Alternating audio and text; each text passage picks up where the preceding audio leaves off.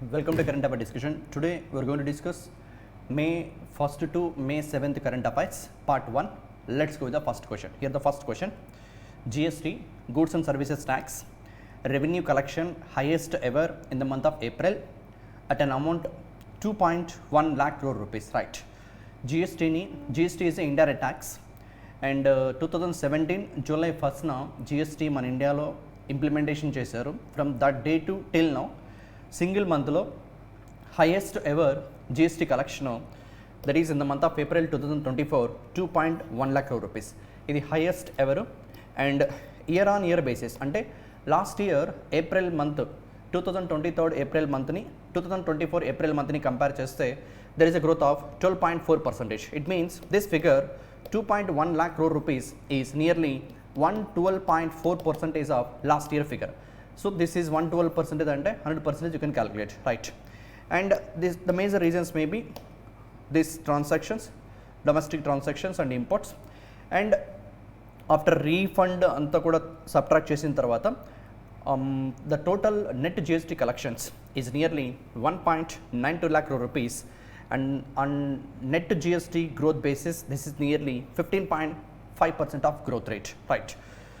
So simply first question, GST highest ever collection and in the month of April 2024, what's the figure means it's 2.1 lakh crore rupees, and when we compare with the last year figure it is 12.4% year on year growth on gross GST collection, and after refunds to the merchants government collect చేసిన జిఎస్టీని మర్చెంట్స్కి refund చేయడం జరుగుతుంది certain slab కింద కన్నా ఉంటే ఆ particular merchants, and ఆ refund amount పోగా మిగిలిన అమౌంటే గవర్నమెంట్కి, that is 1.92 lakh crore rupees. ఇది net GST collection year on year బేసిస్న growth of 15.5%, gross growth of 12.4%, average net growth of 15.5%.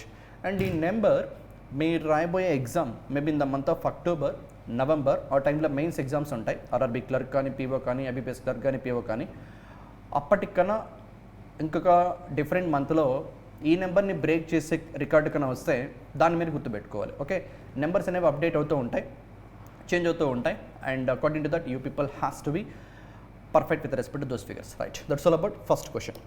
Second question, which companies Vizhinjam port, ఇది ఒక port name, this is the port Vizhinjam port, ఎక్కడుంది location?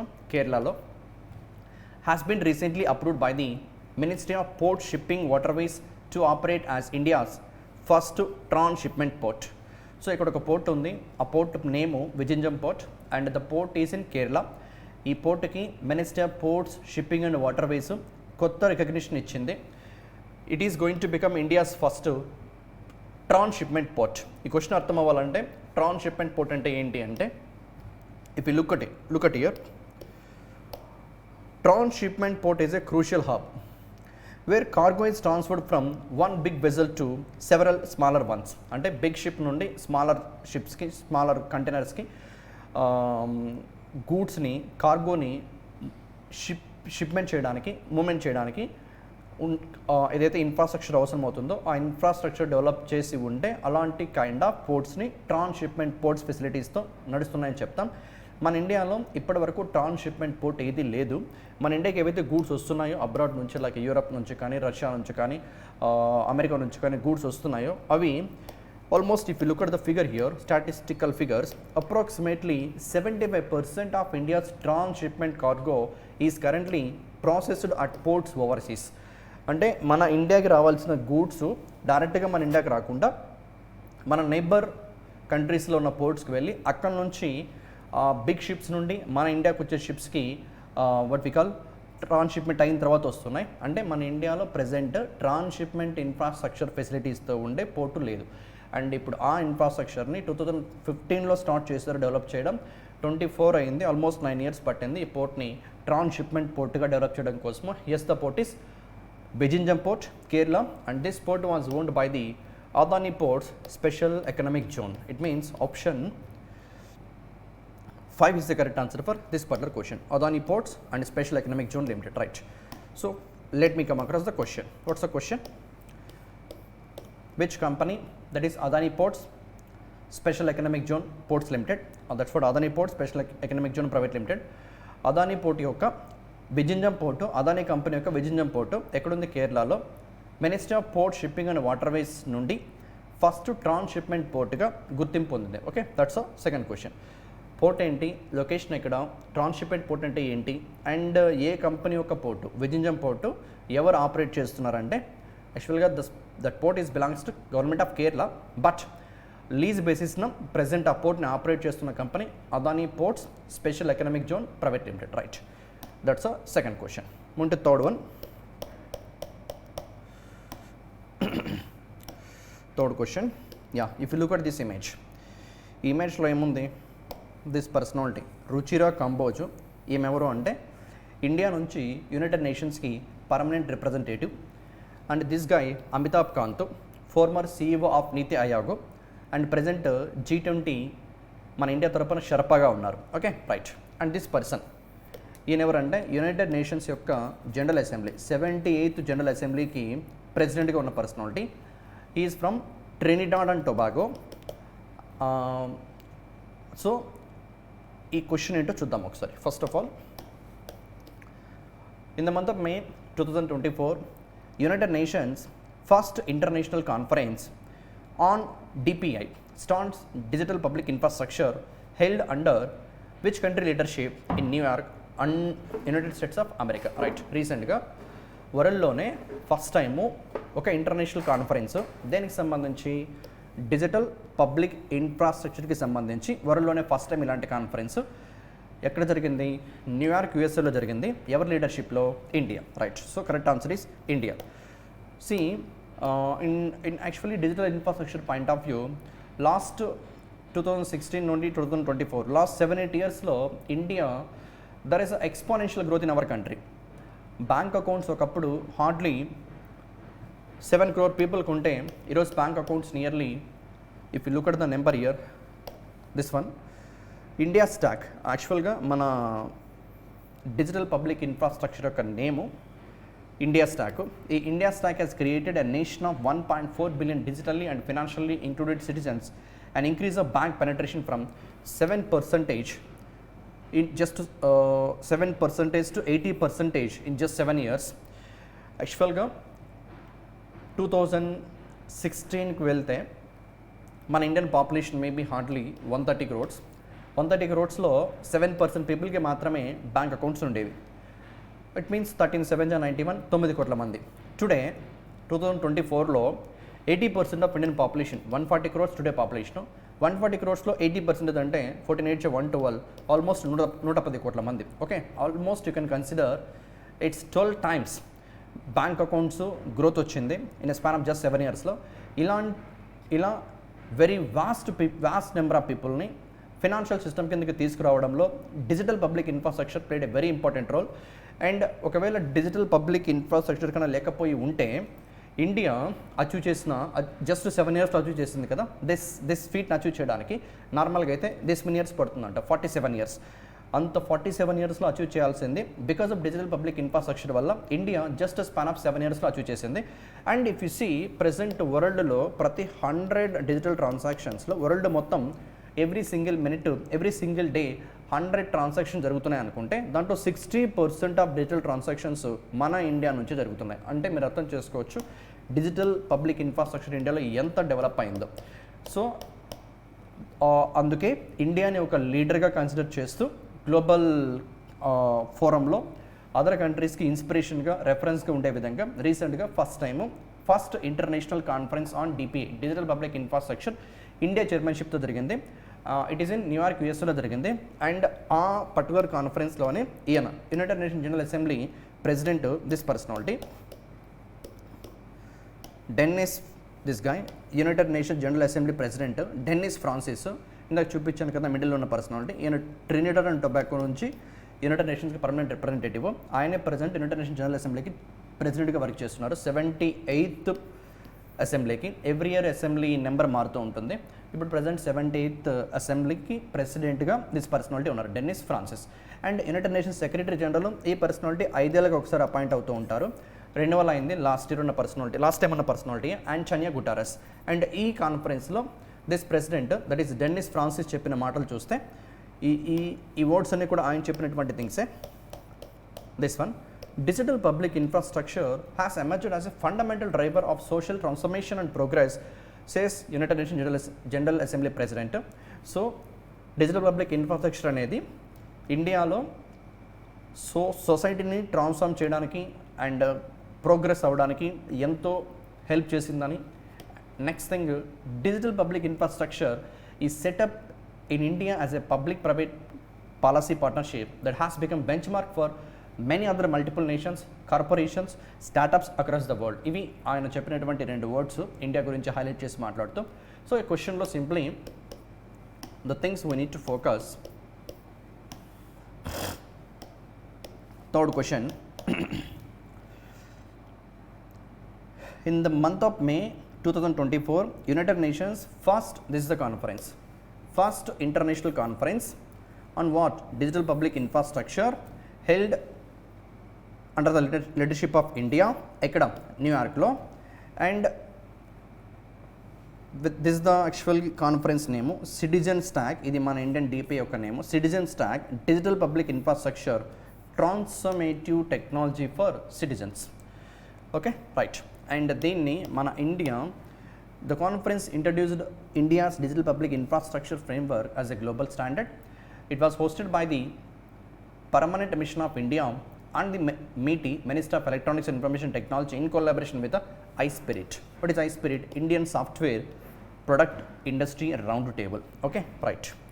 And numerical పరంగా గుర్తుపెట్టుకోవాల్సిన thing, వరల్డ్లో జరుగుతున్న 100 digital ట్రాన్సాక్షన్స్లో 60% ఇండియాలోనే జరుగుతున్నాయి at present. So these are the points from third question you should focus. Right, next move into next question. Question number 4th. Look at that image.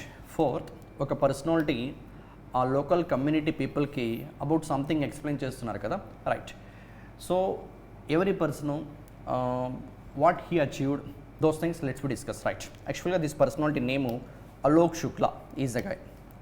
Alok Shukla, this personality is Alok Shukla. Why he is in news? He is the winner of, if you look at here, name the personality from Asia who has recently won the 35th Goldman Environmental Prize. Okay, what's the prize? Goldman Environmental Prize. How many edition? 35th, also known as Green Nobel Prize antar. Okay, so 4th question, name the personality from Asia who has recently won the 35th Goldman Environmental Prize, also known as Green Nobel Prize. Right, ఈ ప్రైజ్కి ఇంకో పేరు Green Nobel Prize. Prize ఏంటి? Goldman Environmental Prize. How many edition? 35th edition.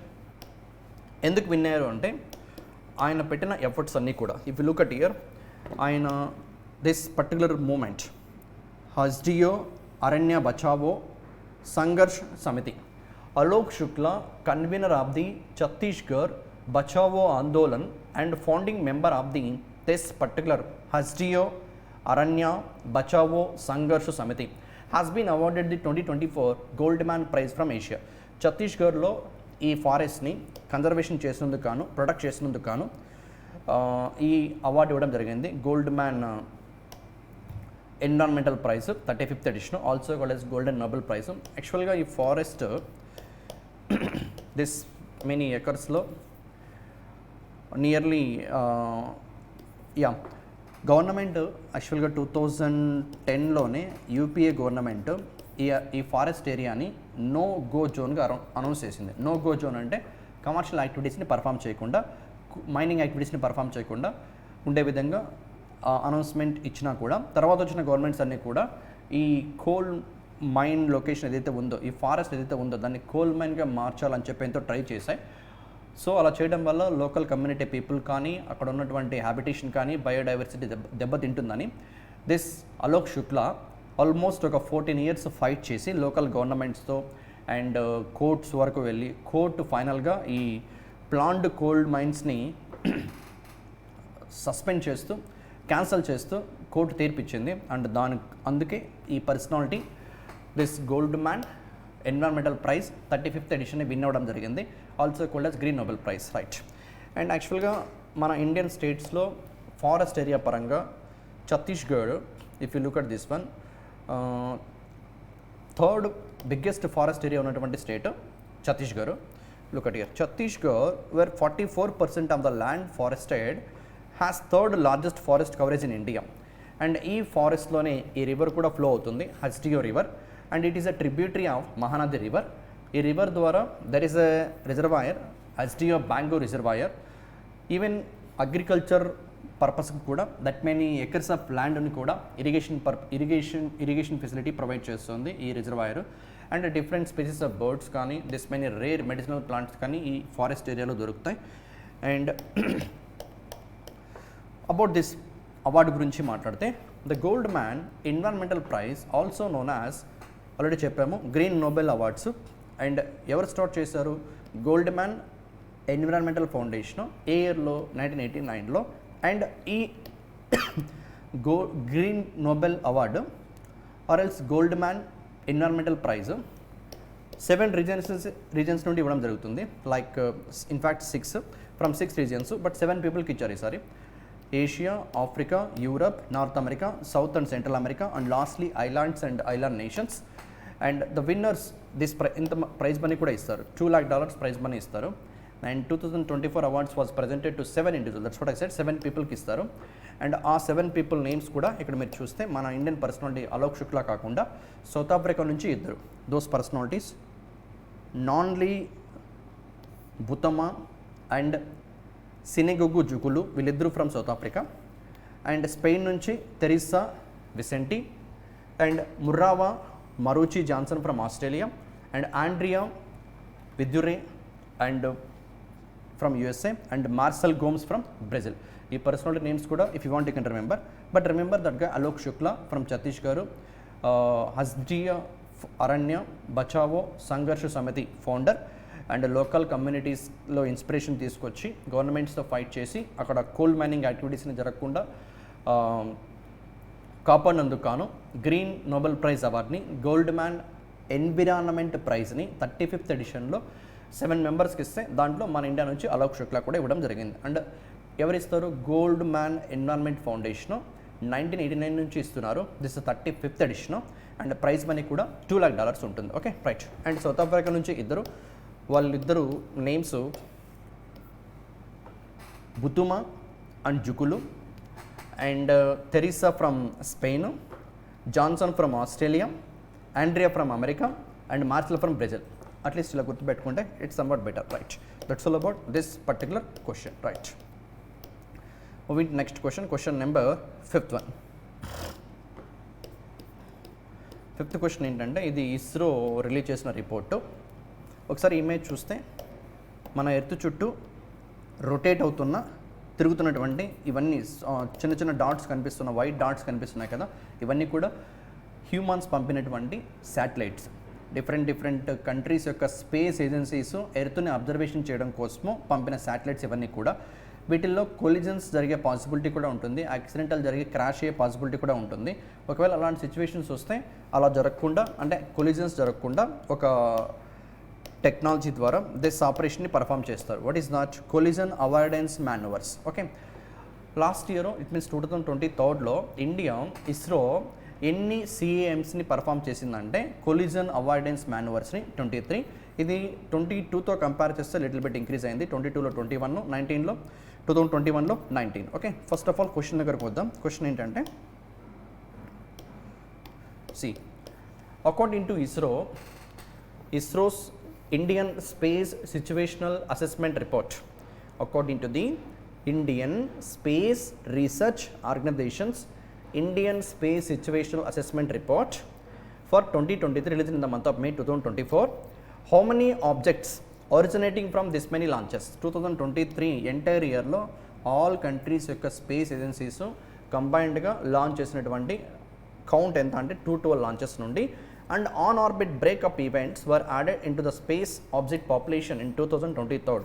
యాక్చువల్గా మన ISRO, China CNSA, NASA America, SpaceX from America private, like that JAXA from Japan, Roscosmos from Russia, ఇలా different space agencies worldwide send చేసినటువంటి satellites count 2023 మొత్తంలో ఎన్ని launches నుండి ఎన్ని objects స్పేస్లో inject చేయబడ్డాయి అంటే 3143. Okay, option 4 is the correct answer. అన్ని ఆబ్జెక్ట్స్ని స్పేస్లోకి సెండ్ చేయడం జరిగింది.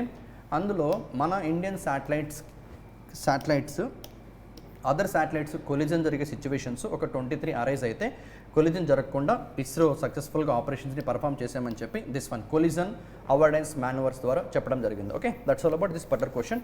అండ్ లాస్ట్ ఇయర్ కాక దట్ బిఫోర్ ఇయర్ 2022లో ఎన్ని ఆబ్జెక్ట్స్ని లాంచ్ చేశారంటే 2533.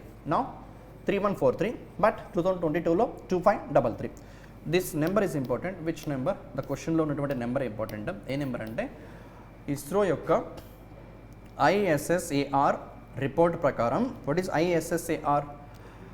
ISRO's Indian Space Situational Assessment Report 2023 ప్రకారం 2023లో దట్ ఈస్ 2023లో హౌ మెనీ ఆబ్జెక్ట్స్ని స్పేస్లోకి ఫ్రమ్ 212 లాంచెస్ ద్వారా సెండ్ చేయడం జరిగింది అంటే 3143. This number is important. 3143, right. That's all about that question. Move to next question. Question number 6th question ఏంటంటే which city has recently announced the construction of world's largest airport terminal worth that much amount of money.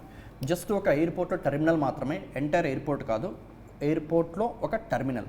దీన్ని రూపీస్లో కన్నా change చేస్తే $35 billion అంటే 35 × 100 × 83, 3500 కోట్లని మళ్ళీ 80తో multiply చేస్తే దాదాపు 38024 అన్నట్టు 27,000 కోట్లు వస్తుంది. ఇంత అమౌంట్ పెట్టి, ఇట్స్ నాట్ 27,000 కోట్లు, 2,70,000 కోట్లు వస్తుంది. ఇంత అమౌంట్ పెట్టి ఎయిర్పోర్ట్లో జస్ట్ ఒక టెర్మినల్ని వరల్డ్లోనే లార్జెస్ట్ టెర్మినల్గా కన్స్ట్రక్ట్ చేయబోతున్నారు. ఏ సిటీలో అంటే దుబాయ్ సిటీలో. ఏ city? Dubai. UAE, Dubai. Option 1 is the correct answer. Look at there. Dubai has revealed plans for the construction of the world's largest airport terminal. ఏ ఎయిర్పోర్ట్లో? ఎయిర్పోర్ట్ నేమ్ కూడా గుర్తుపెట్టుకోవాలి, అల్ Maktoum International airport. ఈ ఎయిర్పోర్ట్లో just ఒక terminal మాత్రమే, right.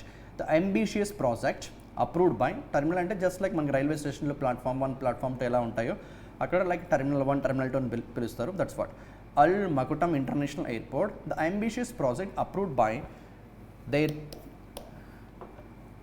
Prime minister, ruler of Dubai, that గా is Sheikh Mohammed bin Rashid Al మక్టమ్.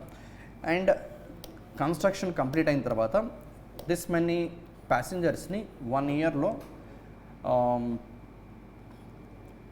Tackle చేసే capacity ఉంటుంది ఈ పర్టికులర్ టెర్మినల్కి. Okay, upon completion Al Maktoum International Airport will have a staggering capacity for 260 million passengers annually, dwarfing any other airport in the world. This colossal terminal is poised to be 5 times the size of the current Dubai International Airport, signaling a significant leap forward in infrastructure and operational capabilities. Simply ఈ క్వశ్చన్లో వరల్డ్లోనే largest biggest airport టెర్మినల్ని ఏ సిటీలో construct చేయబోతున్నారు? Dubai, UAEలో. ఏ ఎయిర్పోర్ట్లో? అల్ మక్టమ్ ఇంటర్నేషనల్ ఎయిర్పోర్ట్లో, రైట్. అండ్ దానికోసం వాళ్ళు పెడుతున్నటువంటి ఖర్చు $35 billion, right. That's all about that question. Now 7th question. 7th question బ్యాంకింగ్కి సంబంధించినటువంటి topic. Just to go through that question, we'll discuss with you people, right.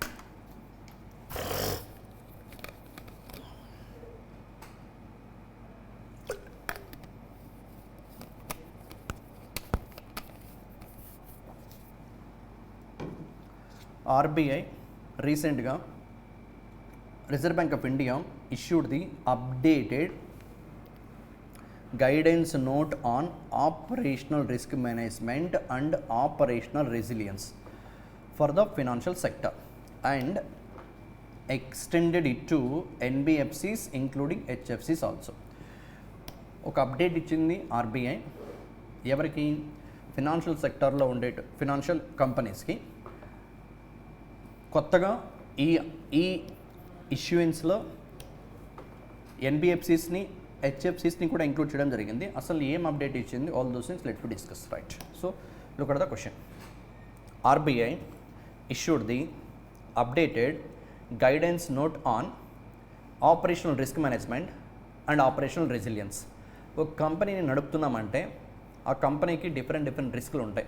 Credit risk, especially financial సెక్టార్లో, banking సెక్టార్లో credit risk అంటే banks ఇచ్చే loans, NBFCs ఇచ్చే loans recovery అవ్వకుండా default కన్నా అయితే ఆ అమౌంట్ బ్యాంక్స్కి, లెండర్స్కి క్రెడిట్ రిస్క్ అవుతుంది. ఆపరేషనల్ రిస్క్, ఈ ఆపరేషనల్ రిస్క్ అనేది బ్యాంక్స్కే కాదు, ఏ బిజినెస్లో అయినా ఆపరేషనల్ రిస్క్ ఉంటుంది. ఆపరేషనల్ రిస్క్ ఏంటో క్లారిటీ ఇస్తాను. Then like a market risk, మార్కెట్లో వచ్చే ఫ్లక్చుయేషన్స్, ఆల్ దోస్ థింగ్స్. ఈ పర్టికులర్ నోటిఫికేషన్ ఏం చెప్తుందంటే RBI operational risk management and operational resilience. So ఆపరేషనల్గా స్టెబిలిటీని మెయింటైన్ చేస్తూ ఆపరేషనల్ రిస్క్ని బెటర్గా మేనేజ్ చేసే ఆబ్జెక్టివ్తో ఈ గైడ్లైన్స్ ఇష్యూ చేయడం జరిగింది. అసలు ఆపరేషనల్ రిస్క్ అంటే ఏంటో ఫస్ట్ చూద్దాం. Right, if you look at here, operational risk can result from man-made causes, man-made errors. అంటే లైక్ ఆ ఆర్గనైజేషన్లో ఉన్నటువంటి ఎంప్లాయీస్ చేసే మిస్టేక్స్, లైక్ మాన్యువల్ ఎర్రర్స్. ఏదైనా స్టాటిస్టిక్ రికార్డ్స్ని మెయింటైన్ చేసేటప్పుడు ఒక నెంబర్ ఎంటర్ చేయాల్సింది ఇంకో నెంబర్ ఎంటర్ చేయడం కానీ, ఇలాంటి వాటి వల్ల వెరీ హ్యూజ్ లాసెస్ని సమ్టైమ్స్ ఫేస్ చేయాల్సి వస్తుంది. లైక్ దట్ ఏదైనా మనుషులు చేసే ఎర్రర్స్ కానీ, లేదు IT threats, software present every బిజినెస్లో కూడా టెక్నాలజీ యూజ్ చేస్తూ ఉంటాం కాబట్టి హ్యాకింగ్ పాసిబిలిటీస్ ఎక్కువ ఉంటాయి. అండ్ జియోపొలిటికల్ కాన్ఫ్లిక్ట్స్ వల్ల కానీ, లేదు బిజినెస్ డిసప్షన్స్ వల్ల కానీ, or else internal external frauds వల్ల కానీ, execution, delivery errors, dependencies or natural causes, వీటన్నిటి వల్ల కూడా ఆర్గనైజేషన్కి ఈ రిస్క్ అనేది ఉంటుంది. ఏ రిస్క్? Operational risk. ఇప్పుడు యాక్చువల్గా 2005లో ఆపరేషనల్ రిస్క్కి సంబంధించి ఎలాంటి గైడ్లైన్స్ని మెయింటైన్ చేయాలి అని చెప్పి రిజర్వ్ బ్యాంక్ ఆఫ్ ఇండియా గైడ్లైన్స్ని ఇష్యూ చేసింది. ఇప్పుడు వాటిని అప్డేట్ చేసింది. సో 2005ని రిమూవ్ చేస్తూ కొత్త గైడ్లైన్స్ ఇష్యూ చేసింది. ఈ కొత్త గైడ్లైన్స్లో ఫినాన్షియల్ సెక్టార్ నుండి ఏ కంపెనీస్ని ఇంక్లూడ్ చేయడం జరిగిందంటే ఎన్బిఎఫ్సిస్ అండ్ హెచ్ఎఫ్సిస్, housing financial companies. Right. So first of all previous ఏవైతే ఎన్బిఎఫ్సిస్ కానీ హెచ్ఎఫ్సిస్ కానీ not a part of this operational risk management and operation resilience, అప్పుడు అవి ఎలా ఉండేవి, ఇప్పుడు ఎలా మెయింటైన్ చేయాలి, all those things let's discuss. Right. First of all see operational risk capital requirements. యాక్చువల్గా operational risk management and operation resilience ఏ ఆర్గనైజేషన్స్కి అయితే అప్లికబుల్ అవ్వవో అవి ప్రీవియస్గా ఏం చేసేవి అంటే ఆపరేషనల్ రిస్క్ క్యాపిటల్ రిక్వైర్మెంట్ని మెయింటైన్ చేయాల్సి వచ్చేది. ఓకే, ఫస్ట్ అంటే ఇది ప్రీవియస్ ఉన్న థింగ్, ఈ పాయింట్ నుంచి this point, just minute, this point నుంచి ఇక్కడి వరకు 2005 నుండి 2024 వరకు ఏవైతే ఆపరేషనల్ రిస్క్ మేనేజ్మెంట్లో ఇంక్లూడ్ అవ్వని ఫైనాన్షియల్ ఇన్స్టిట్యూషన్స్ ఉన్నాయో అవి సెపరేట్గా ఆపరేషనల్ రిస్క్ క్యాపిటల్ రిక్వైర్మెంట్స్ని మెయింటైన్ చేయాల్సి వచ్చేది. ఆపరేషనల్ రిస్క్ క్యాపిటల్ ఎలా క్యాలిక్యులేట్ చేస్తారనేది ఫస్ట్ చూస్తే, ఒక కంపెనీ యొక్క ఆపరేషనల్ రిస్క్ క్యాపిటల్ ఎలా క్యాలిక్యులేట్ చేస్తారంటే, if you look at here, operational risk capital requirements are calculated by multiplying BIC and ILM. వీటి abbreviations just for awareness purpose as shown in the formula below. What is BIC? Business indicator component. ఆ business యొక్క indicator component, internal loss multiplier. Okay, ఈ రెండింటిని multiply చేస్తే ఏదైతే number వస్తుందో, and then again risk weighted assets for operational risk are equal to 12.5 times of ORC. Okay, అంటే ఈ organisations ఏవైతే ఆపరేషనల్ రిస్క్ క్యాపిటల్ని క్యాలిక్యులేట్ చేస్తాయో ఎలా క్యాలిక్యులేట్ చేస్తాయి? BICని అండ్ ILMని మల్టిప్లై చేసి బిజినెస్ ఇండికేటర్ కాంపోనెంట్ని ఇంటర్నల్ లాస్ మల్టిప్లై చేస్తే వచ్చేదే ORC. What is ORC? Operational risk capital requirement. ఈ BIC ఏంటి, ILM ఏంటి, డెప్త్ మనకేం అవసరం లేదు, ఇవి బెసెల్ నామ్స్లో పార్ట్. Okay, right. సో ప్రీవియస్గా యాక్చువల్గా ఒక ఆర్గనైజేషను ఆపరేషనల్ రిస్క్ క్యాపిటల్ రిక్వైర్మెంట్ని ఎలా క్యాలిక్యులేట్ చేస్తుందంటే ఈ రెండింటిని మల్టిప్లై చేసి, ఏ రెండింటిని? BICని, దట్ ఈస్ బిజినెస్ ఇండికేటర్ కాంపోనెంట్ని, ILMని, ఇంటర్నల్ లాస్ మల్టిప్లయర్ని. Okay, right. Now RWA for operational risk are equal to 12.5 times of ORC. ఒక కంపెనీ ORCని క్యాలిక్యులేట్ చేసింది అనుకుందాం. ఎలా క్యాలిక్యులేట్ చేస్తుంది ORCని? రెండింటి మల్టిప్లై చేసి. ఆ కంపెనీస్కి RWA ఎలా డిఫైన్ చేస్తారంటే, వచ్చిన నెంబర్ ఏదైతే రిజల్ట్ ఏదైతే ఉంటుందో దాంట్లో 12.5 టైమ్స్ ఆఫ్ ORC. ORC అంటే ORC equals to BIC into ILM కదా. ఈ ILM నెంబర్ ఎంతైతే, దిస్ ORC నెంబర్ ఎంతైతే వస్తుందో దీనికి 12.5 టైమ్స్ వేస్తే వచ్చేదే RWA. ఈ విధంగా క్యాలిక్యులేట్ చేసి ఆపరేషనల్ రిస్క్ క్యాపిటల్ని బ్యాంక్స్ అంటే especially this particular financial institutions NBFCs కానీ హెచ్ఎఫ్సిస్ కానీ మెయింటైన్ చేయాల్సి వచ్చేది. బట్ ఇప్పుడు కొత్తగా తీసుకొచ్చిన గైడ్లైన్స్ ఏం చెప్తున్నాయంటే if you look at here it has eliminated, అంటే ఇప్పటి వరకు ఎలా ఓఆర్సీని మెయింటైన్ చేయాలో డిస్కస్ చేసాం. ఇప్పుడు ఆర్బీఐ ఏం చెప్తుందో చూస్తే it has eliminated the approaches for operational risk capital calculation. So operational risk capital క్యాలిక్యులేషన్ని మెయింటైన్ చేయాల్సిన పని లేకుండా for REs, that is regulated entities such as local area banks, small finance banks, payment banks and even NBFCs, కొత్తగా వచ్చాయి కదా NBFCs, HFCs, వీటన్నిటికీ RBI ఏం చెప్తుంది, are not required to maintain a separate regulatory capital for operational risk. ప్రీవియస్గా అవి risk మేనేజ్మెంట్లో operational risk మేనేజ్మెంట్లో ఎక్స్క్లూడ్ అయి ఉన్నాయి కాబట్టి ఓఆర్సీని మెయింటైన్ చేయాల్సి వచ్చేది. ఇప్పుడు ఆర్బీఐ ఏం చెప్తుందంటే there is no need to maintain separate regulatory capital for operational risk. But ఎలాంటి మెకానిజంకి షిఫ్ట్ అవ్వాలి అంటే కొత్త గైడ్లైన్స్ ప్రకారం if you look at here the new guidance note introduced 3 lines of defence model. అంటే ప్రజెంట్ ఈ ఎన్బిఎఫ్సిస్, హెచ్ఎఫ్సిస్ and this particular organizations also ఏంటవి LABs, small finance banks, payment banks ఈ ఎలా ఆపరేషనల్ రిస్క్ని బ్యాలెన్స్ చేయాలి అంటే the new guidance note introduced 3 lines of defense model, that is business unit, organizational operational risk management, audit function in operational structure. Okay, right. Organization యొక్క operational structure లో 3 different things ని RBI propose చేయడం జరిగింది. ఏంటవి? ఒకటి business unit, రెండోది OORF, what is that organizational operational risk management, and finally audit function. ఈ మూడింటిని మెయింటైన్ చేస్తే బెటర్గా ఆపరేషనల్ వైజ్ రిస్క్ మేనేజ్మెంట్ని ట్యాకిల్ చేయొచ్చు అని రిజర్వ్ బ్యాంక్ ఆఫ్ ఇండియా కొత్తగా ఇష్యూ చేసిన గైడ్లైన్స్లో ఇంటిమేషన్ చేస్తుంది. అండ్ ఏవేవి ఇంక్లూడ్ అయ్యాయంటే local area banks, small finance banks, NBFCs, even హెచ్ఎఫ్సిస్ కూడా. Okay, right.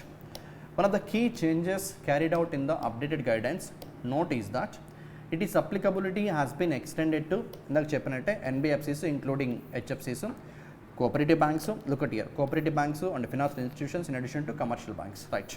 2005 లో this operational risk management and operational resilience only scheduled commercial బ్యాంక్స్కి మాత్రమే ఉండేది. బట్ ఇప్పుడు అన్నీ కూడా ఇంక్లూడ్ అయ్యాయి. చూడండి ఏంటవి, all scheduled commercial banks, in fact all scheduled commercial banks, primary urban cooperative banks, state cooperative banks, central cooperative banks, then all India financial institutions like NABARD, Exim అన్ని ఇచ్చాను అక్కడ లిస్ట్, అండ్ ఎన్బిఎఫ్సిస్, హెచ్ఎఫ్సిస్. Okay, that's all about this 7th question. ఒకసారి let me give a clarity what we discussed here.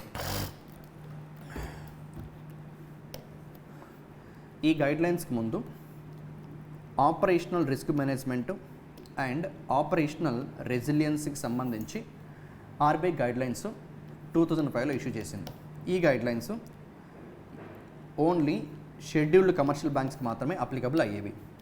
Remaining అన్నీ కూడా regulatory operational risk management, regulatory capital maintain చేయాల్సి వచ్చేది, ఓఆర్సీని maintain చేయాల్సి వచ్చేది. షెడ్యూల్ కమర్షియల్ బ్యాంక్స్ ఈ ORM కింద అండ్ ఓఆర్ కింద ఉన్నాయి కాబట్టి వాటికి సెపరేట్ ఆపరేషనల్ రిస్క్ మేనేజ్మెంట్ ఉండేది. బట్ ఏవైతే ఆపరేషనల్ రిస్క్ మేనేజ్మెంట్లో ఇంక్లూడ్ అవ్వకుండా ఉంటాయో అవి operational regulatory operational risk management, regulatory capital maintain చేయాల్సి వచ్చేది. దీన్ని ఎలా క్యాలిక్యులేట్ చేస్తామని చెప్పాం, బీఐసీని ఐఎల్ఎంతో మల్టిప్లై చేస్తే. అండ్ వన్స్ ఓఆర్సీ వచ్చాక రిస్క్ వెయిటెడ్ అసెట్ అంటే ఏంటో తెలుసు ఆల్రెడీ, దానికి 12.5 times ఓఆర్సీ తీసుకుంటే దట్ ఈస్ ఆ రెస్పెక్టివ్ యొక్క ఆర్గనైజేషన్ ఆర్డబ్ల్యూఏ వచ్చేది, రైట్. ఇలా ఓఆర్సీని క్యాలిక్యులేట్ చేసి ఓఆర్సీని మెయింటైన్ చేస్తూ అండ్ దానికి తగ్గట్టుగా ఆర్డబ్ల్యూఏ ఫైండ్ అవుట్ చేసి simply what is actually capital adequacy ratio RWA డినామినేటర్లో క్యాపిటల్ న్యూమరేటర్ కదా. సో ఒక కంపెనీ యొక్క RWA తెలియాలి అంటే ఇక్కడ ఏవైతే ఆపరేషనల్ రిస్క్ మేనేజ్మెంట్ కింద ఇంక్లూడ్ అవ్వకుండా ఉన్నాయో వాటి యొక్క RWA తెలియాలంటే ఫస్ట్ అవి ఓఆర్సీని ఫైండ్ అవుట్ చేయాలి. ఓఆర్సీ ఎలా ఫైండ్ అవుట్ చేయొచ్చు, BIC multiplied with ILM. And once ORC వచ్చాక ఆర్డబ్ల్యూ ఎలా వస్తుంది, 12.5 times ఆఫ్ ఓఆర్సీ అంటే డినామినేటర్ వస్తుంది, సిఆర్ నెంబర్ ఆర్బీ చెప్పు ఉంటుంది పర్సంటేజ్, దెన్ క్యాపిటల్ మెయింటైన్ చేసేలా మెథడ్ ఉండేది. 2005 నుండి 2024 వరకు ఏవైతే ఆపరేషనల్ రిస్క్ మేనేజ్మెంట్ కింద ఇంక్లూడ్ అవ్వకుండా ఉన్నాయో అలాంటి ఫైనాన్షియల్ ఇన్స్టిట్యూషన్స్. ఇప్పుడు ఆర్బీఐ ఏం చెప్తుంది, ఇవి సెపరేట్గా operational risk management regulatory capital maintain చేయాల్సిన పని లేదు. బిజినెస్ స్ట్రక్చర్ని 3 డిఫరెంట్ మోడల్స్గా డివైడ్ చేసి, ఆ 3 డిఫరెంట్ మోడల్స్ ఏంటి, if you look at this statement year,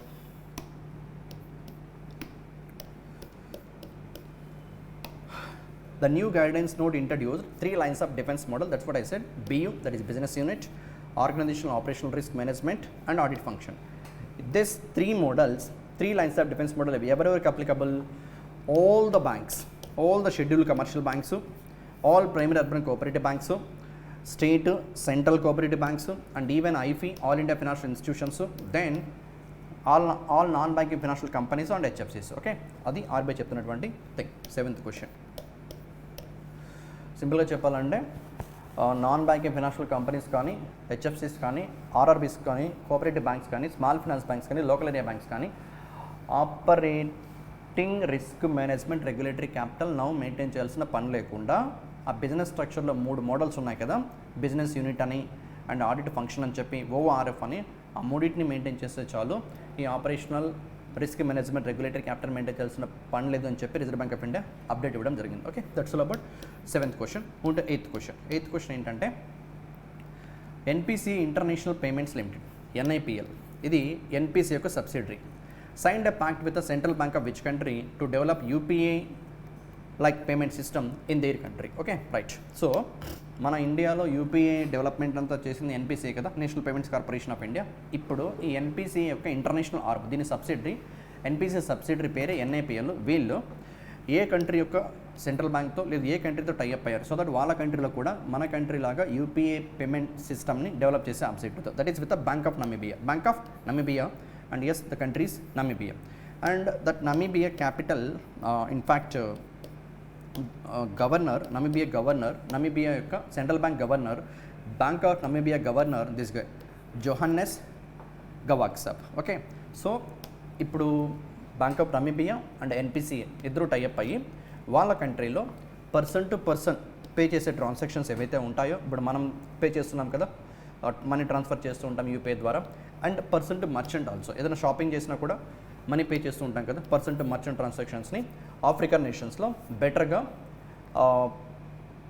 provide చేసే ఆబ్జెక్టివ్తో దిస్ ఎంఓయూ హెల్ప్ఫుల్గా ఉంటుంది దట్ నమీబియా కంట్రీకి. సో సింప్లీ ఎన్పిసిఏ యొక్క subsidiary NIPL, NPCI International Payments Limited Bank of నమీబియాతో టైఅప్ అయింది, దట్ ఈస్ నమీబియాతో టైఅప్ అయింది.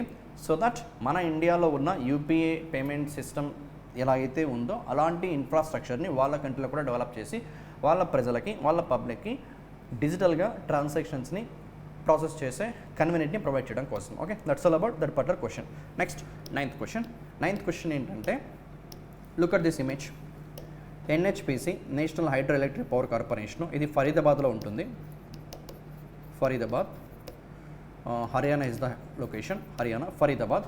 ఎన్హెచ్పిసి ఏం చేసింది, forms a joint venture with this company Ocean sun to develop floating solar technology in India. ఇలా వాటర్లో మన కోస్టల్ ఏరియా చాలా ఉంది కదా ఇండియాకి, లైక్ వెస్ట్ సైడ్ తీసుకుంటే గుజరాత్, మహారాష్ట్ర, కేరళ సౌత్ నుంచి, and eastern part of India తీసుకుంటే like even south border east తీసుకుంటే ఆంధ్రప్రదేశ్, ఒడిషా ఇలా ఉన్నాయి కదా. సో ఈ బోర్డర్స్లో, ఈ వాటర్ బాడీస్లో, ఓషన్స్లో, రివర్స్లో సోలార్ ప్యానల్స్ని ఇన్స్టాల్ చేసి ఎలక్ట్రిసిటీ జనరేట్ చేసే ఆబ్జెక్టివ్తో మన Indian PSU, that is NHPC, ఒక కంట్రీకి సంబంధించిన, దట్ ఈస్ నెదర్లాండ్కి ఇన్ఫ్యాక్ట్ నార్వేకి సంబంధించిన, right, sorry, not Norway, it's Norway, which company has recently signed MOU with the Norway based company. ఏ కంట్రీ యొక్క కంపెనీ అంటే నార్వే బేస్డ్ కంపెనీ పేరు ocean sun to implement floating solar energy technology in India. Okay, right, yeah. మన Indian company అయితే NHPC, but Norway company ఏది అంటే that is ocean sun. Okay, ocean sun, వీళ్ళిద్దరూ కలిపి joint వెంచర్ని setup చేసి మన ఇండియాలో ఇలా వాటర్లో ఫ్లోట్ అయ్యే విధంగా ఇన్ఫ్రాస్ట్రక్చర్ని డెవలప్ చేసి, సో దట్ సోలార్ ప్యానల్స్ని ఇన్స్టాల్ చేసి ఎలక్ట్రిసిటీని జనరేట్ చేయడమే target. And very head quarter of NHPC అంటే Faridabad, that is in Haryana. Okay, right. And 10th question. So if you look at this family picture, this personality Vaishali and Vaishali Ramesh Babu, వాళ్ళ నాన్నగారి పేరు Ramesh Babu, and this guy Praggnanandhaa. ఒక family నుంచి first time grand masters, brother and sisters duo ఇద్దరు కలిపి grand master గుర్తింపు పొందడం first time ఇదే. అండ్ రీసెంట్గా ఈ గుర్తింపుని ఫైడ్, దట్ ఈస్ చెస్ని కంట్రోల్ చేసే రెగ్యులేటరీ బాడీ కన్ఫర్మేషన్ ఇచ్చింది. Look at here, Indian chess player Vaishali Ramesh Babu has officially bestowed the title of grand master by the international chess federation. Okay, right. Vaishali Ramesh Babu and her brother GM Ramesh Babu Pragnananda are the world's first Grand Master brother-sister duo. ఇందాక చెప్పాను. After this GM title, Grand Master title, she became the 48th Indian. India నుంచి ఎన్నవ Grand Master అంటే 48th, and world wide 42nd woman. Okay, right. That's a part 1 current affair discussion, and other questions and a different video we will discuss. Right. Thank you.